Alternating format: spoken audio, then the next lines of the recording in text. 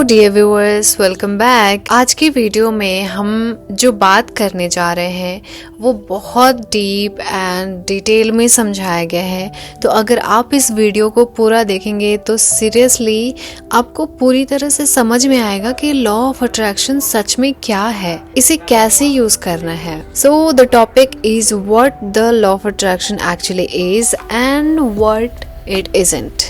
अगर मैं तुमसे कहूँ लॉ ऑफ अट्रैक्शन का नाम ही आधा गलत समझा गया है और शायद इसी वजह से लाखों लोग सालों से एफर्मेशंस बोल रहे हैं, विजन बोर्ड बना रहे हैं, स्क्रिप्टिंग कर रहे हैं, फिर भी उनकी लाइफ में कुछ खास चेंज नहीं हो रहा। कुछ लोग तो ये भी बोल देते हैं कि लॉ ऑफ अट्रैक्शन फेक है, लेकिन क्या सच में फेक है या हमने उसका मतलब ही गलत समझ लिया है?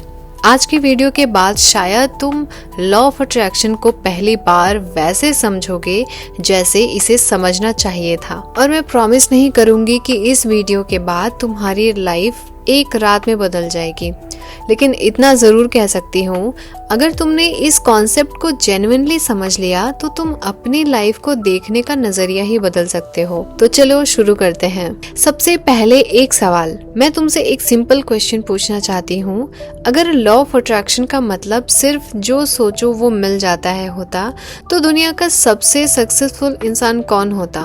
बिजनेसमैन, एक एथलीट्स, एक साइंस? नहीं, सबसे सक्सेसफुल इंसान वो होता जो दिन भर सिर्फ पॉजिटिव सोचता। लेकिन रियलिटी ऐसी नहीं है।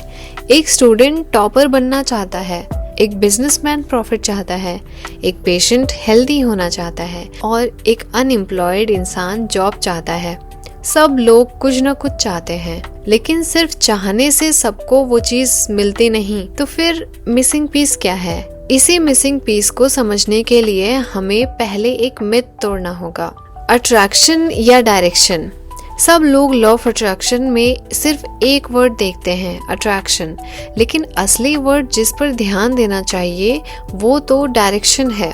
सोचो तुम एक कार चला रहे हो, तुम मुंबई जाना चाहते हो, लेकिन स्टीयरिंग दिल्ली की तरफ घुमा रहे हो। अब चाहे तुम कितनी बार भी बोलो मैं मुंबई जा रहा हूँ, कार किधर जाएगी? जिधर स्टीयरिंग है। तो बस यही लॉ ऑफ अट्रैक्शन का पहला प्रिंसिपल है। तुम्हारी लाइफ सिर्फ तुम्हारे विशेस से नहीं, तुम्हारे डायरेक्शन से शेप लेती है। और डायरेक्शन कौन डिसाइड करता है? तुम्हारी आइडेंटिटी, तुम्हारा बिलीव, तुम्हारी हैबिट्स और ये तुम्हारे डेली डिसीजंस। यूनिवर्स अमेज़न नहीं है। आज सोशल मीडिया ने हमें एक डेंजरस आइडिया दे दिया है, यूनिवर्स को अमेज़न बना दिया। विश करो, ऑर्डर प्लेस करो, एफर्मेशंस बोलो और पार्सल आ जाएगा। लेकिन लाइफ ऐसे काम नहीं करती। अगर तुम रोज बोलो मैं फिट हूँ और साथ में रोज जंक फूड भी खाओ, तो बॉडी किस बात को फॉलो करेगी? वर्ड्स को या एक्शंस को? इसी तरह अगर रोज बोलो मैं मिलियनेयर हूँ, लेकिन वो कुछ नया सीखता ही नहीं, अपने स्किल्स इंप्रूव नहीं करता, अपने फाइनेंशियल प्लानिंग नहीं करता, अपॉर्चुनिटीज को इग्नोर करता है, तो क्या सिर्फ वर्ड्स उसकी इनकम बदल देंगे? शायद नहीं, एंड मे बी नहीं। वर्ड्स पावरफुल हो सकते हैं, लेकिन वर्ड्स तब ज्यादा मीनिंगफुल बनते हैं जब वो एक्शंस और हैबिट के साथ अलाइन हो। लॉ ऑफ अट्रैक्शन एक्चुअली क्या है? मेरी अंडरस्टैंडिंग में लॉ ऑफ अट्रैक्शन कोई मैजिक मशीन नहीं है। ये एक फ्रेमवर्क है जो हमें ये याद दिलाता है कि हमारा फोकस इम्पॉर्टेंट होता है। हमारे बिलीव्स हमारे डिसीजंस को इन्फ्लुएंस करते हैं, हमारी आइडेंटिटी हमारे हैबिट्स को शेप करती हैं और हैबिट्स हमारे लॉन्ग टर्म रिजल्ट को इफेक्ट करती हैं। सिंपल लैंग्वेज में लॉ ऑफ अट्रैक्शन का मतलब सिर्फ ये नहीं कि यूनिवर्स तुम्हारी बात सुन रहा है, बल्कि ये भी है तुम्हारा दिमाग किस चीज पर बार बार फोकस कर रहा है और उस फोकस की वजह से तुम कैसे डिसीजंस ले रहे हो। The gardener example. एक गार्डनर को इमेजिन करो, उसके पास 2 सीड्स हैं, एक रोज का और एक कैक्टस का। अगर वो रोज कैक्टस को पानी दे और रोज को इग्नोर करे, तो कुछ महीनों बाद गार्डन में क्या दिखेगा? रोज या कैक्टस? ऑब्वियसली कैक्टस ज्यादा ग्रो करेगा। अब इस एग्जाम्पल को अपनी लाइफ से कनेक्ट करो। हर दिन तुम जिस थॉट को पानी दे रहे हो, मैं अनलकी हूँ, मैं कुछ नहीं कर सकता, सब मेरी ही लाइफ में बुरा क्यों होता है, या मैं सीख सकता हूँ, मैं इम्प्रूव कर सकता हूँ, मैं गलतियों से ग्रो कर सकता हूँ, जो थॉट्स तुम बार बार रीइंफोर्स करते हो उसका इम्पैक्ट तुम्हारे डिसीजंस पर पड़ सकता है। अब समझते हैं पॉजिटिव थिंकिंग की सच्चाई। अब एक कंट्रोवर्शियल बात, मैं पॉजिटिव थिंकिंग के अगेंस्ट नहीं हूँ, लेकिन मैं फेक पॉजिटिव थिंकिंग के अगेंस्ट हूँ।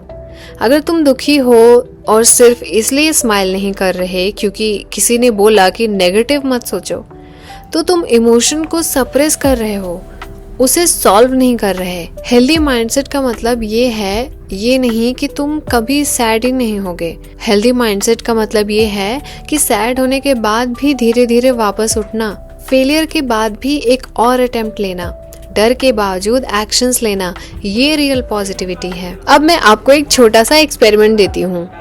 मैं चाहती हूँ कि आज से सिर्फ आप एक एक्सपेरिमेंट करो, पूरे दिन ऑब्जर्व करो तुम अपने आप से ज्यादा क्या बोलते हो। अगर तुम्हारा इनर वॉइस बार बार बोल रहा है मैं नहीं कर पाऊंगा, या फिर जो भी नेगेटिव थॉट्स चलते हैं दिमाग में, या फिर किसी से कन्वर्सेशन हो रही है नेगेटिव वे में, दिन में 60 to 70,000 थॉट्स हमारे दिमाग में आते हैं। उसी को ऑब्जर्व करना है, तो एकदम उसे रिप्लेस मत करो। मैं दुनिया का बेस्ट हूँ ऐसा नहीं बोलना है।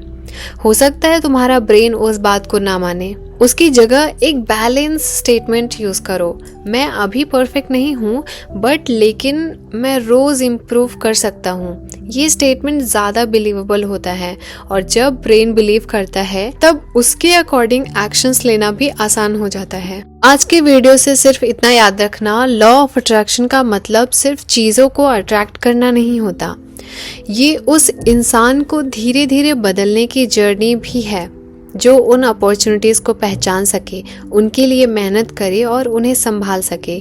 और शायद इसीलिए दो लोग एक ही एफर्मेशंस बोलते हैं, लेकिन उनकी जिंदगी अलग अलग डायरेक्शन में जाती है, क्योंकि डिफरेंस वर्ड्स में नहीं, डिफरेंस उनके बिलीफ, आइडेंटिटी और एक्शंस में होता है।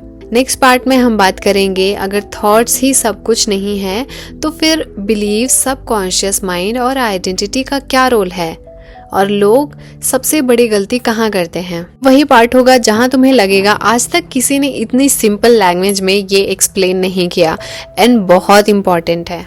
सो अगर आपने मेरी वीडियो यहाँ तक देखी तो आपके लिए lots of respect. Thanks for watching.